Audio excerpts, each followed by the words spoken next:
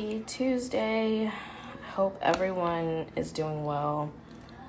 I was actually really hoping that I could have gotten in front of my camera and sat with my microphone for this message today, but that's not the way things worked out. The kids woke up 25 minutes into my workout. Well, Luna was already up, and then River woke up, so needless to say, you'll see them in reels later on. But one of the things I wanted to talk about today, no matter who's watching, is learning to let go of our creations. Not just as mothers, but just as human beings in general. Because we hold on so tightly to things, we don't know how to let them go. I am speaking as a mother to 2 babies right now. I am highly aware that one day these kids are going to leave me. They're going to go out into the world to make their own creations in their own lives. And I have to learn right now to be okay with that, because I have such a strong hold and attachment to them because they're my babies right now.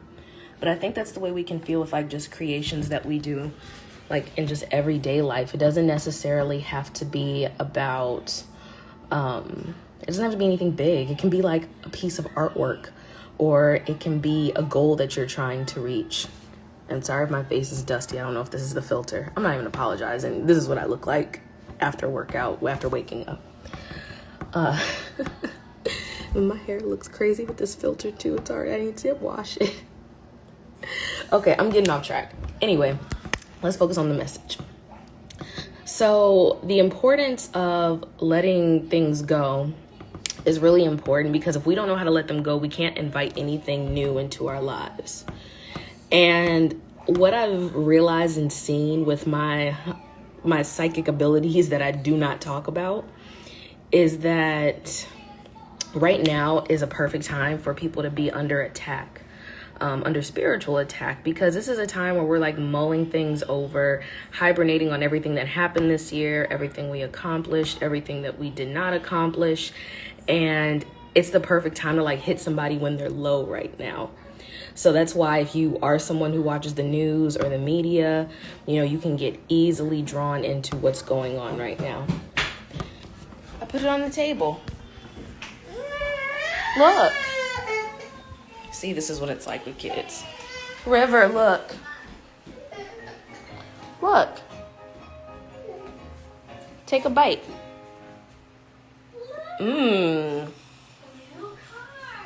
I gotta distract them right now while I'm giving this little mini lesson today. So, I try to speak in analogies as much as possible to kind of make the message digestible. But with us being very vulnerable to attack right now, to spiritual attack, you got to protect yourself. You got to protect your mind, protect your peace, protect your spirit and the things around you and the people around you. And when kind of pairing that with learning to let things go, you have to know that even though you're in this season where things are happening right now that are out of your control, that everything really still is within your control. No, you don't know what's going to happen in the outside world. Yeah, something random could happen to you, but your mind is the greatest tool that you have. And, okay, so let's go into the analogy. Imagine that you create something.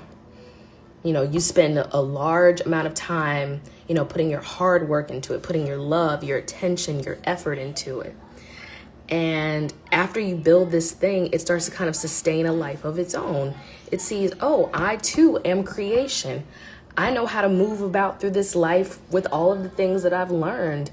I know how to go out into the world, imagine that I want something, and then see it grow into fruition.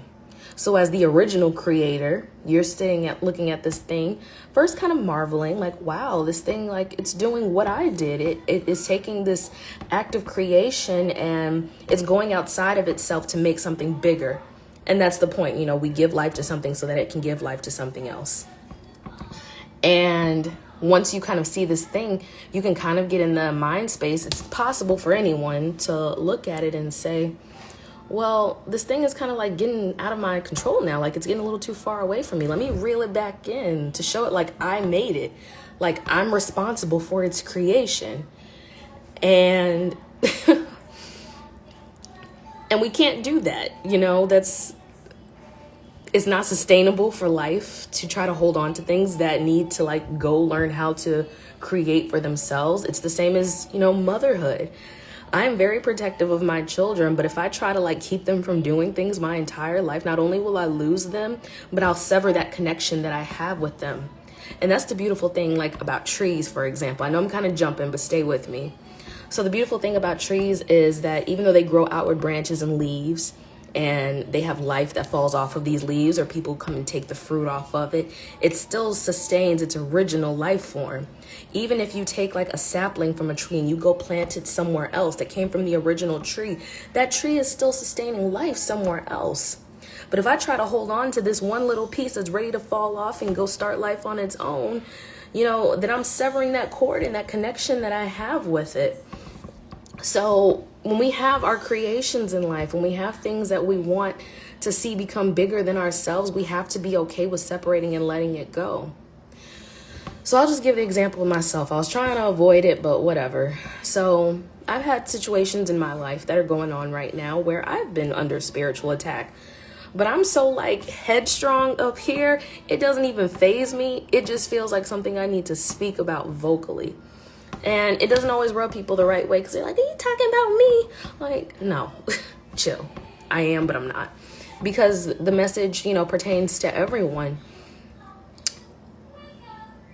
I've had situations where I feel like, and I don't even say I feel, I see it. Someone is trying to take a hold of something in my life that they created and reel it back in for themselves and then radiate their negative energy onto the situation just because they want it for themselves. My children, for example, no, they don't belong to me. They're just my responsibility for right now to create so that they may go into life and give to others, so that they can take the love that I give them here and the lessons that I give them in life and go out and teach the world. That's why I'm doing the work that I do right now, so that they're set up to do that one day. Not so I can keep them for myself and keep them close. And they're my children. They're going to be close to me no matter if they're across the world or living right next to me. That cord will never be cut. But if we don't have that sense of sight, that sense of foresight, that, our children, no matter what, no matter where they go in life, will always be connected to us, we don't feel the need to control them. Not in that way. And I even had this conversation with my mom before when we were talking about like parenting and discipline. And she was telling me about my son and saying, oh, you need to correct the behavior. And I'm like, do I need to correct the behavior? Do I need to understand where he is as a child and do my best to meet him there and understand that I too was once a child who had needs, who had ideas, who had wants and wanted to explore them. Now, does that mean I let him go run in the street whenever he feels like it? No, because he doesn't have an understanding of traffic yet. He doesn't understand that if something is coming at him, that he needs to move out of the way and let it pass by, so that he doesn't get hit. But that doesn't mean that, I become a permissive parent. I'm just here to teach him. Now, when he gets old enough to understand the difference, then at that point, he learns to cross the street by himself. So that's the act of letting go. It's the act of, as a mother, as a creator, letting your creation go out into the world. So let me give you another example. So I'm creating a business right now. And this business has seemed to fail several times throughout the years. It has closed down and opened up because I stopped having belief that it was being creative, not knowing all the while this is the process of creation. Me bursting through with my seed, that I've planted, the seed that I've planted in my idea, my consciousness, the higher self planted the seed inside of me when I was younger. And in order for that seed to grow, I had to encounter many challenges throughout my life. I got kicked out of the house when I was 16. I had a very hard relationship with my mom, my stepfather. I was separated from my siblings. I was cut off from everyone I knew because deep down in my consciousness, I made the decision that I was going to go out into the world on my own and figure out what life was. And that higher self, that consciousness that I did not know that was speaking back then, took me to the place of, okay, these are these challenges, but they're going to teach you how to make it on your own. And not just because, you need to be some bad bitch independent, but because you need to see that you are the only tool that you need in life. So I've learned that lesson repeatedly over the years. I've looked around like, where are all my friends? Why don't I have any friends? Why is it every time I bring a friend around, I end up losing them? Because sometimes in life, we're meant to do certain work with people and then leave them. We're not meant to be with everybody forever. And I know it sounds very preacher-like, but it's so true. I've had very close friends who I don't even speak to anymore. And not because I hate them or I don't like them. It means that I completed my soul contract with them. We did our work together and it's, see ya. We don't need to talk anymore. But I send you love. I send you light on your way, with a positive message. I hope that you hold it in your heart and that at some point, it touches you in some way so that you're able to touch others as well. And you may perceive it as positive. You may perceive it as negative, but it's a lesson nonetheless. So, in seeing this thing happen in my life to the people around me, where I see that that spiritual warfare is going on right now, not just from the media, but with these ideas in your head that something else is bigger than you. And that, let me go back. It's not even that it's bigger than you. We don't know how to let go of our creations. Let me stick to the original message. We don't know how to let go of our creations.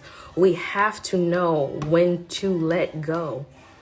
I am building my body right now. It's not where I want it to be, but it is in the process of creation. I gave birth this year. And I'm not giving myself enough credit for that. I'm like, girl, you pushed out a baby in a day and walked out of the hospital the next. Things did not go as planned. I planned to have a home birth. I had this midwife. It didn't work out. I had this doula. She ended up going to the hospital with me. And then postpartum, I took care of myself. I mean, my husband was here kind of helping. But outside of that, I had me, because I understand on some subconscious level that I am the most powerful tool that I have.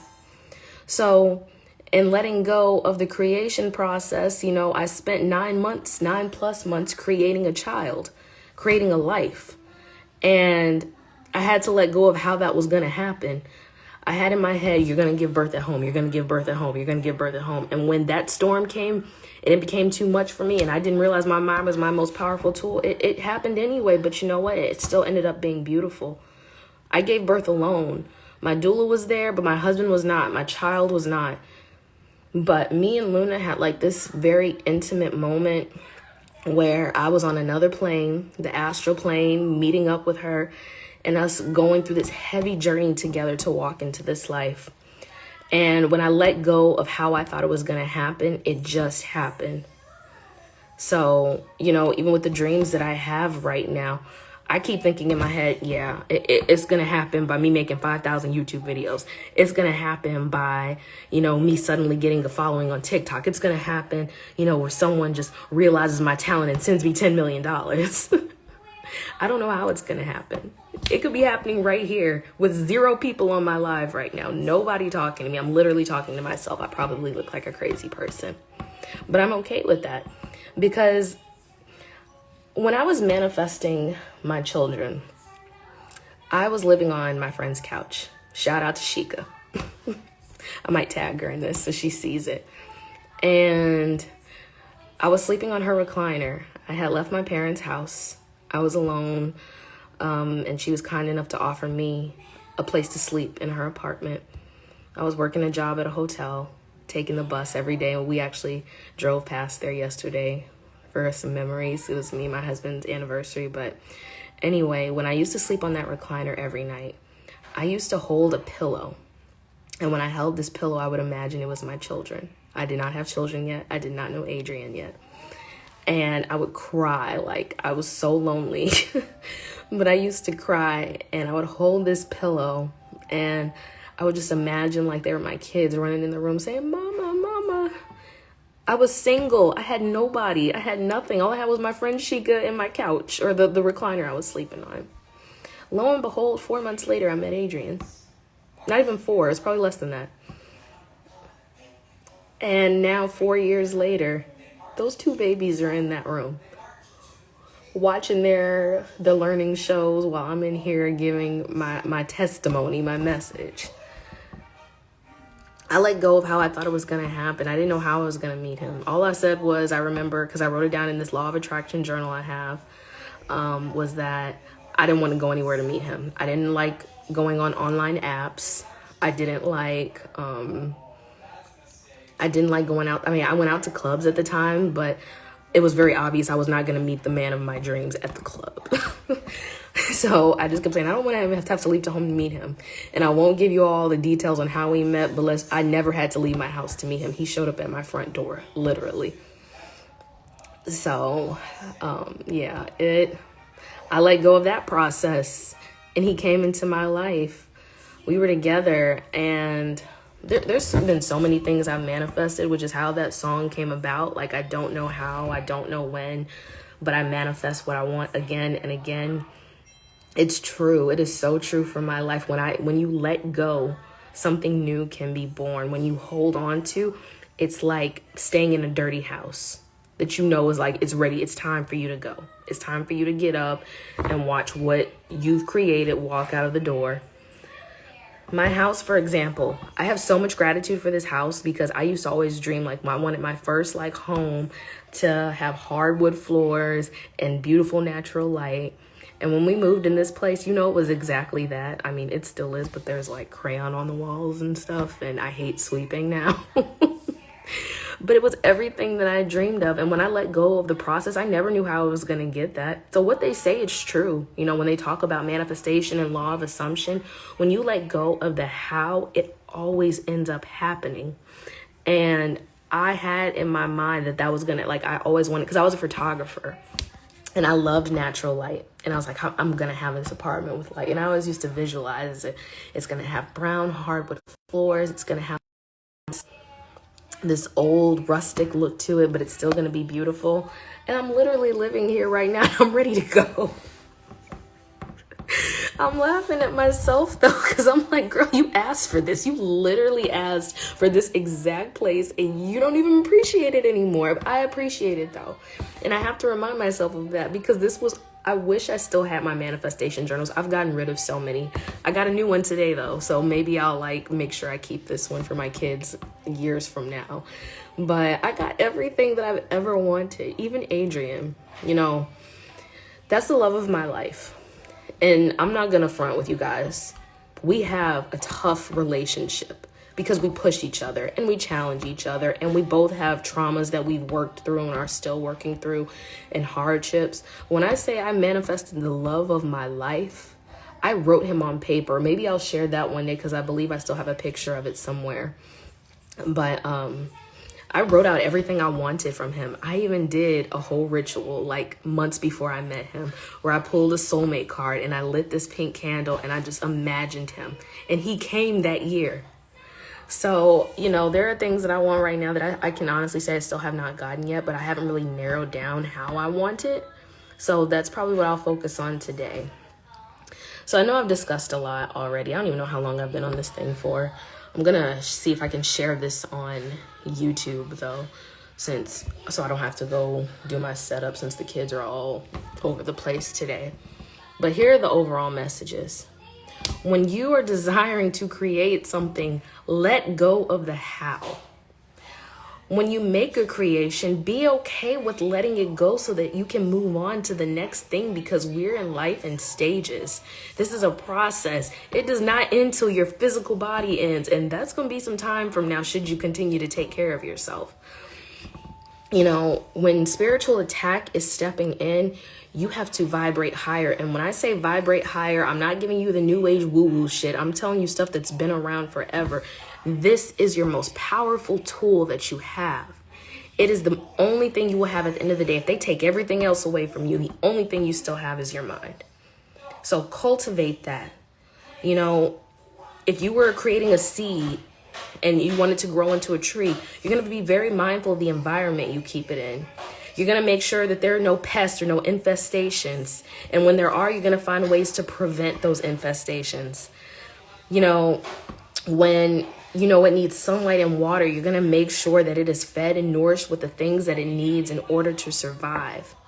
And when this seed finally becomes a tree, be okay with sharing that fruit with other people. Give a piece of sapling to someone so that they can create their own tree and sustain that life. And like I said, also, and I'm just going to repeat this again, just for, the sake of the conversation. Manifesting has gotten a lot of flack, I think, these days because people are so obsessed with instant gratification and having things as soon as they desire it. Okay, if I just think it's going to come next week. Trust me, I've tried it. It doesn't work. And even when it does, it doesn't last.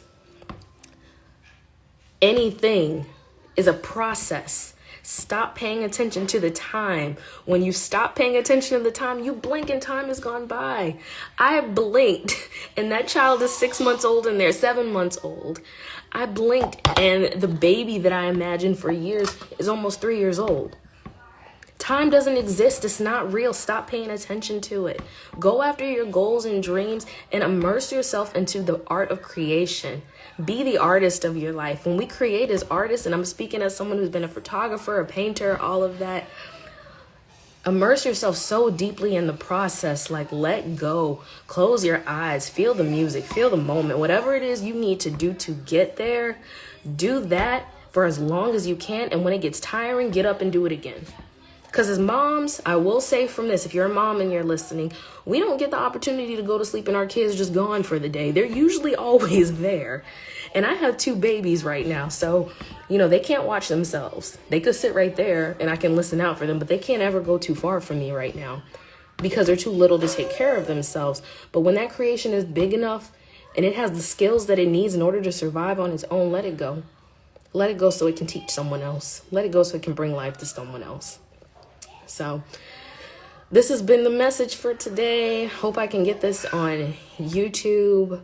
Gratitude for the day. Gratitude for everything I've learned on this journey so far. Gratitude for just being here in this existence. I have my moments where I cry. I'm why did I choose this? Why did I choose this challenge? Why did I choose this struggle? Why did I choose to interact with things that I knew that were going to trigger me so hard that I want to explode and punch somebody in the face, but I can't? Because that's not the way life works. I vibrate that negative energy. It's going to bounce right back onto me again.